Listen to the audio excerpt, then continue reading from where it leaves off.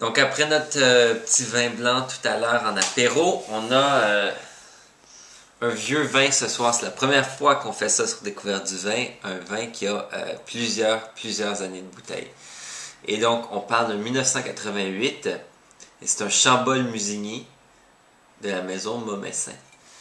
Donc, très rapidement, parce que c'est pas ça le but de l'épisode, Momessin, c'est une négoce en Bourgogne, grosse maison de négociants qui ont vendu à Boisset la majorité de leur activité de négoce et maintenant qui sont la famille Momessin qui est propriétaire du Clos de Tarte, un des vins les plus connus et les plus chers de Bourgogne.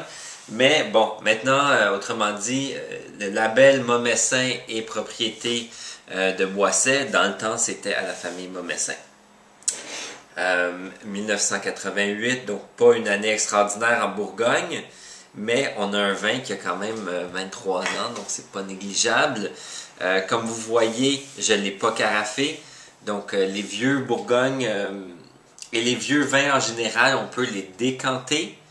C'est-à-dire les verser tranquillement dans une carafe pour ne pas que le dépôt qui peut être présent ne se retrouve dans le reste du vin.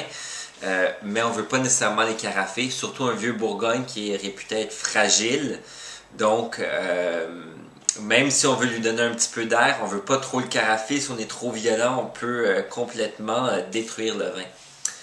Ceci étant dit, en ouvrant la bouteille, c'était pas super intéressant tout de suite, mais là, ça fait peut-être une heure et demie qu'elle est ouverte et ça commence à vraiment devenir quelque chose de bien. Le nez, c'est vraiment, c'est un bouquet, c'est pas explosif, c'est pas hyper aromatique, mais c'est tellement fin et c'est tellement intégré les différentes nuances qu'on a au nez que c'est assez difficile de déterminer chacun des arômes séparément. Par contre, on a un petit côté pruneau, raisin sec qui est bien présent. Un petit côté aussi de vin qui a un peu d'âge, comme le sous-bois, un petit peu de champignons, des choses comme ça, la feuille morte ou la fleur séchée si on veut. C'est un petit peu présent. Donc on a l'impression vraiment d'être à l'automne, et on est l'automne en ce moment, dans un petit bois comme ça, dans la forêt un peu. Genre d'odeur qu'on retrouverait dans ces conditions-là quand c'est un petit peu humide, il y a peut-être plu un peu, et là on est en après-midi, la pluie a cessé, le genre d'arôme qu'on va avoir dans cette situation-là, c'est à peu près ça qu'on trouve ici, avec un petit peu de pruneau. Ouais, le fruit qui est présent, c'est clairement le pruneau. On va y goûter.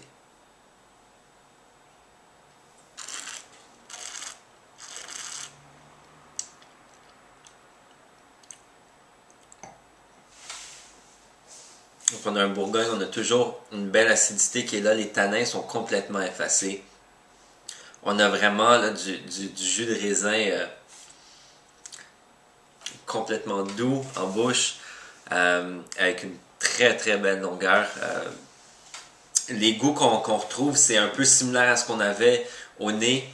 Maintenant, Chambol Musigny est reconnu comme étant un vin qui va nous donner un nez vraiment envoûtant, et c'était le cas ici. Mais c'est pas un vin hyper corsé. Ici, on a vraiment affaire avec quelque chose qui est doux selon ces lignes-là. Et puis, quelque chose de vraiment très bien. Rien à redire de ce côté-là. La longueur est très bien. Une belle acidité avec le repas, c'était parfait. Et puis, donc quelque chose à conseiller si vous avez l'occasion de boire un vieux Bourgogne. Maintenant, on a toujours une chance que le vin n'ait pas été bien conservé, qu'il soit plus très bon. Mais un vieux Bourgogne, pour moi, c'est imbattable. Et ici, on a un bel exemple de quelque chose qui vaut la peine d'être bu. Donc, en espérant que ça vous incite à essayer des vieux vins, c'est un profil complètement différent de ce qu'on est habitué avec les vins qui ont 1, 2, 3, 4, 5 ans. Mais quelque chose qui vaut la peine. Et